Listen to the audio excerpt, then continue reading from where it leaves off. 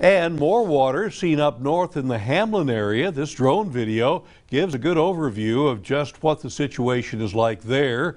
Water covering the roads and fields and generally making things difficult for people in Jones County. And that's why the city of Hamlin is making sandbags and sand available for people near the flooded California Creek. In fact, there's a shelter open at the Methodist Church in Hamlin for the people who are experiencing the worst of the flooding.